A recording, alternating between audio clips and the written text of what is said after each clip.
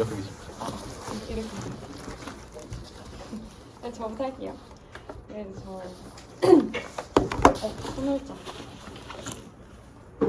소멸자에 대해서 할 건데, 소멸자는 이제 객체가 끝날 때 뒷마무리를 하는 역할을 하는데, 소멸자는 클래스 이름에 이 물결을 붙여서 사용합니다. 그래서 값을 반환하지 않고 퍼블릭 멤버 함수로 선언이 되고, 소멸자는 매개 변수를 받지 않아요. 그리고 중복 정의도 불가능한데, 여기서 보시면은 요 CAR 함수에 요 앞에 물결 붙은 것을 이제 소멸자라고 합니다.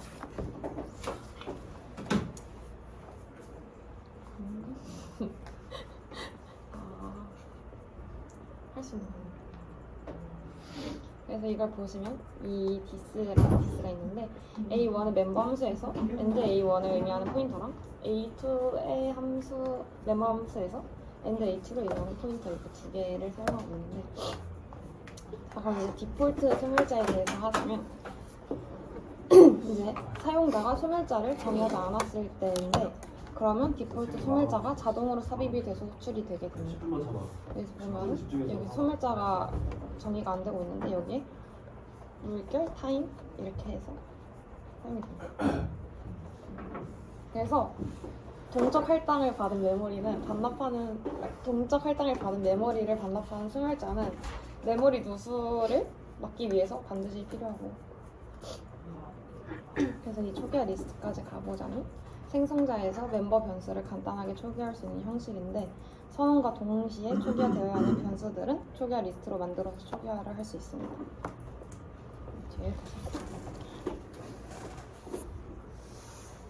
다음은 생성자인데요.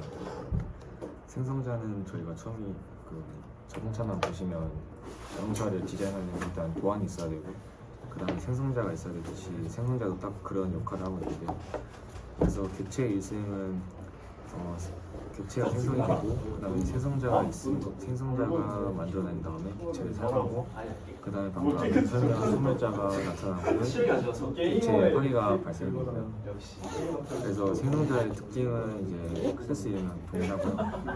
반환값이 없습니다. 그리고 반드시 퍼블릭이어야 되고 중복 정의가 할 수 없습니다. 근데 이제 디폴트 생성자 같은 경우에는 이제 매개 변수가 없는 생성자이거나, 그리고 클래스에 생성자가 아무것도 없으면 이제 컴플라이어가 자동으로 이제 디폴트 생성자를 만듭니다. 그래서 생성자 여기서 보시면 그 퍼블릭 문이 아예 없기 때문에 컴파일러가 비어있는 디폴트 생성자를 자동으로 추가해가지고 여기 밑에는 퍼블릭 문이 추가되어 있습니다. 그래서 생성자가 하나라도 있으면 디폴트 생성자는 자동으로 생성되지 않는 것을 위해서 똑같이 이해하고 있고요. 그리고 디폴트 패러미터가 있기 때문에 디폴트 생성자가 될 수도 있기도 합니다. 그 생성자 호출에 다양한 방법이 있는데요. 첫 번째는 그 C1 한 다음에 C1 하면 디폴트 생성자를 호출하고요. 두 번째는 이제 생성자 호출이 아니라 이제 C2의 함수의 원형 선언이고, C3은 이제 생성자 호출이고요. 그리고 C4는 이제 임시 객체를 만들는 것입니다. 제가 발표할 건 클래스라는 개념이고요. 클래스는 절차 지향 프로그래밍에서 다르게 객체 지향 프로그래밍을 지원하는 단위로 인스턴스와 클래스가 라는 개념으로 나눠져 있습니다. 말 그대로 절차 지향 함수에서는 그 메인문 안에 여러 가지 함수를 묶여가지고 그 자체가 한 덩어리를 움직인다면, 객체 지향 프로그래밍에서는 그 하나의 데이터 인스턴스를 가지고 그 인스턴스 안에서 여러 가지 함수를 선언할 수 있게 각각 다른 뭉치로 선언하는 역할을 하게 됩니다. 이렇게 되면 독립성과 프로텍션이라는 성질을 유지할 수 있고요. 그래서 간단하게 클래스를 어떻게 사용하는지 살펴보면, 먼저 객체라는 시스템을 알아야 되는데요. 객체는 상태와 동작을 가지고 있고, 객체의 상태는 객체의 특정값, 즉 속성을 가지고 있습니다. 그리고 그 동작에 대한 행동은 객체가 취할 수 있는 동작으로 정의가 되고요. 클래스 자체는 멤버 변수와 멤버 함수로 나눠지게 됩니다.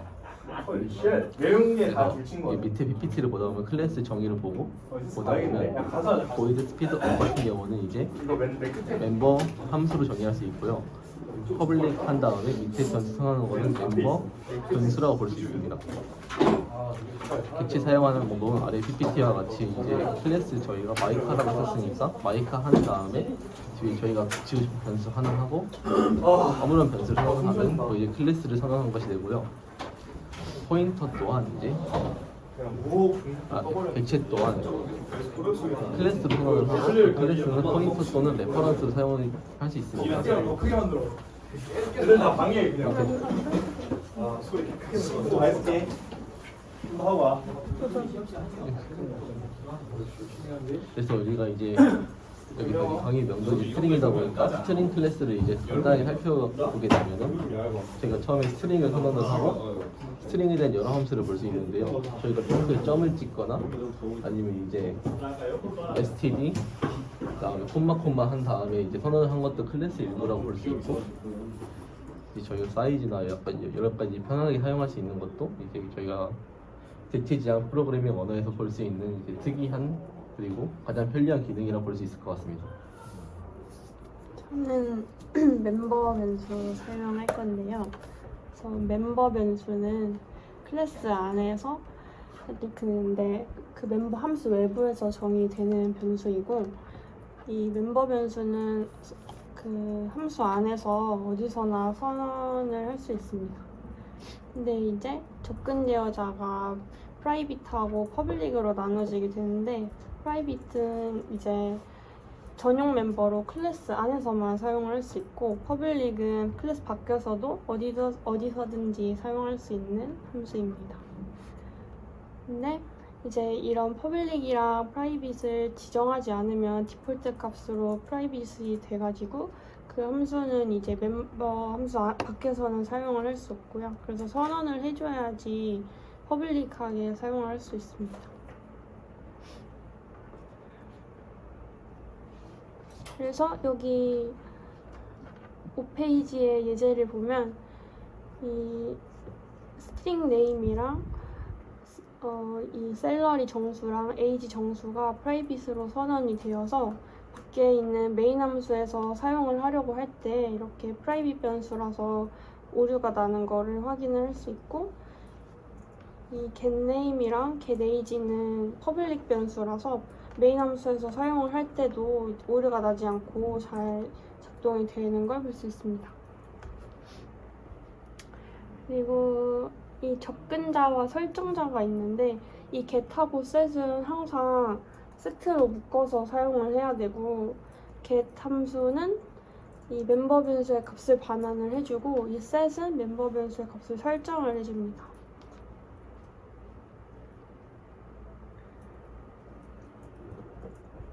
그래서 이런 접근자와 설정자의 장점을 보면 이제 뭐 멤버 변수 값이 필요할 때마다 계산을 해서 반환을 할 수가 있고 접근자만 제공하면 자동적으로 이렇게 멤버 변수를 읽기 가능한 멤버 변수를 만들 수 있습니다. 그래서 내부 정의와 외부 정의의 차이를 보면 멤버 함수가 클래스 내부에 정의되면 자동적으로 inline 함수가 되고 멤버 함수가 이 클래스 외부에 정의가 되면 일반적인 함수랑 동일하게 호출을 할 수가 있습니다. 그리고 이 멤버 함수는 중복 정의가 가능합니다.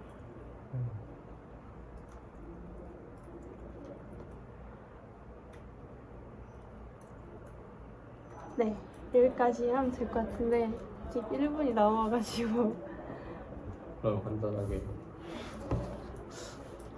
좀 더 설명을 드리면 잠시만요. 네.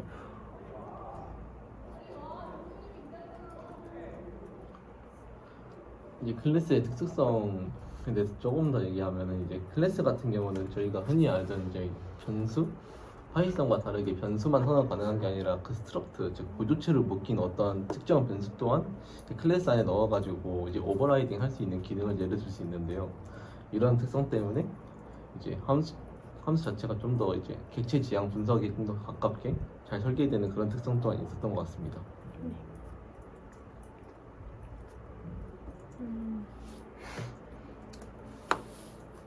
네, 여기까지 할까요? 여기까지 하죠.